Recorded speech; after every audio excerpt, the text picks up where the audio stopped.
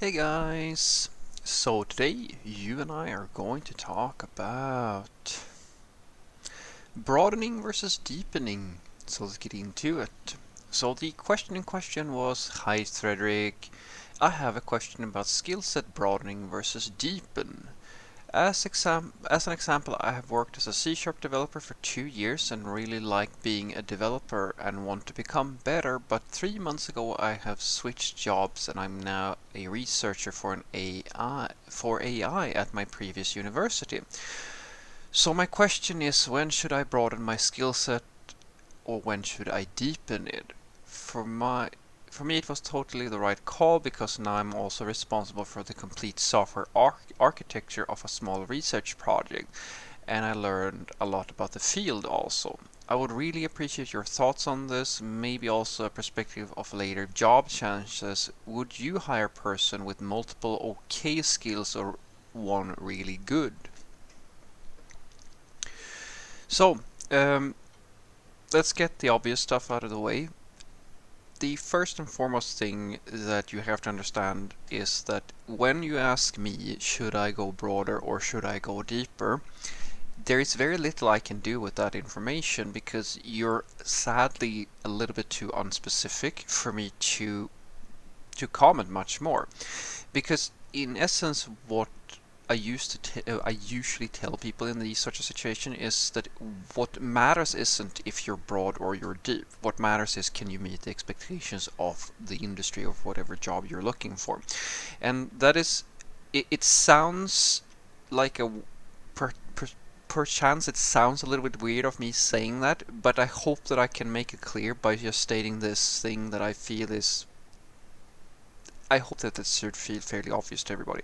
Guys, when you are trying to be a professional software developer, a professional anything, there's a range of skills that you will need in order to execute effectively in whatever job you have. It doesn't matter if it's software or if you're a construction worker or a dentist or whatever you are.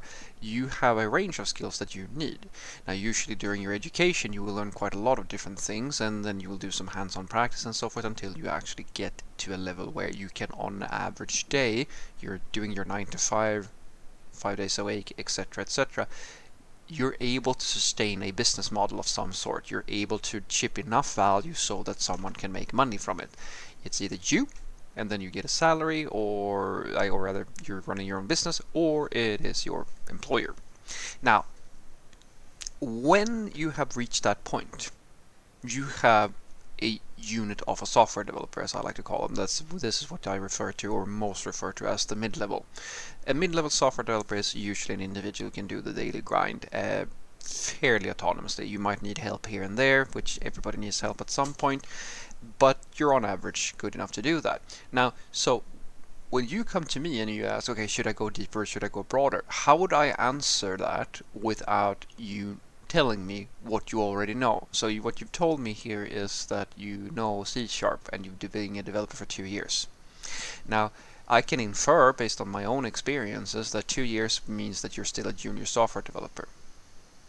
It's very unlikely that you have reached mid-level by 2 years, but the reality is that it is possible because the skill level and talent level of and how much you invest and so forth factor in a lot here, where some people get to the mid level very quickly because they're genuinely passionate or they have prior training or things like that. And now you tell me that you've also moved in from into research type of thing and AI and so forth. Now, here is where it becomes a little bit more tricky because the first part you've told me is that you worked with C Sharp and now you work with AI and you get to decide over software architecture. And so I ask you, where I know that I'm not going to get an answer, where are you? So you worked as a C Sharp developer for 2 years, and then I ask simple question: can you spin up a basic solution with the REST API, do authentication, connect to a database, run analytics, etc., and ship that to production, like set up a CI/CD pipeline, etc., etc., and basically just deliver, in this case, a backend server. I'm assuming if you're doing web or something like that, which is fairly common. Can you do all of that? If the answer is no, then I would say that you've, in my opinion, at the very least, made a choice that may not benefit your long-term goals, depending on what you're looking for. Again, because I don't even know what your goals are. What is your goal?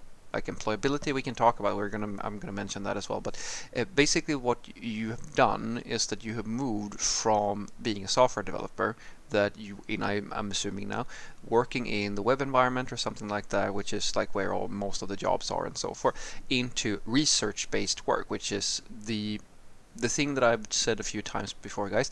Usually I give the advice to junior software developers to be a little bit careful about going into highly specialized work very early on, because the problem with that is that this is a specialists field, and that means that there are less job opportunities. And the problem is that the bulk of your all the work, basically. That doesn't necessarily mean that you're not going to get work just because you go in deep on a specific subject. It's just less. You have a more narrow range of employable options. Let's just call it that. And so what I usually tell software developers is that before you do that, I urge you to get your basic bootcamp level. I'm not saying bootcamp as you might think it, but what I call bootcamp training. In other words, go and do a few years at a corporation or a startup or something like that, so you know these basics, so you, as I said, can ship in this case, a backend API, a REST API with some authentication and so forth to a production environment, and you know how that process works, because that is the mid-level. When you know how to do that, you are a solid, like you're a unit of a software developer. That doesn't mean that you're going to get every job, but it means that you are employable in basically every company in the whole industry. Now you have already decided to go into AI, which is great. AI is a growing area. There's more interest and so forth. But I will tell you that there are less job opportunities, at least currently. And so for me to say to you, when you should, what are your job chances? What are they not? Like, I can tell you, like, if you're just asking just generally, are your job chances higher or lower? No, I would say they're lower, most likely. You might still, if assuming now that if you have the necessary skills to do the thing that I told you earlier about shipping to production and so forth, then you're equal. Like, you might have gained some experience, which is very great. You can pitch this, and that means that it's usually very attractive to people because you've done something cool, something like AI and so forth, which is not necessarily just something that seems cool. And some companies are actually looking for people with AI experience, so you might actually have improved your chances. But it's hard for me to say because I actually don't know if you know the basics. Because if you've done some AI on the side, that doesn't mean fuck all if you can't ship to your production. If you're still at a level where you don't know those basics, then it doesn't matter to the average company, because then you have skills, you have gone wide, but you're very thin. You don't have a solid foundation of core skills, as I like to call them. And without those core skills, you're useless to the average company, or rather, you're going to be considered not able to sustain as an independent software developer, to sustain like that business model, like where you're just shipping code without a lot of help from other people, which is what we call a junior level software developer. And this is why I tell people that even a person who's been in IT for years can be considered as a junior software developer, or being at a junior level. Because if the reality is, guys, if you cannot take code from your computer all the way into production, regardless of what that means, because it varies a little bit from company to company. Some companies are easier, some companies are more difficult and have higher requirements on you in order to do that, then you're not very useful. And that is the bottom line.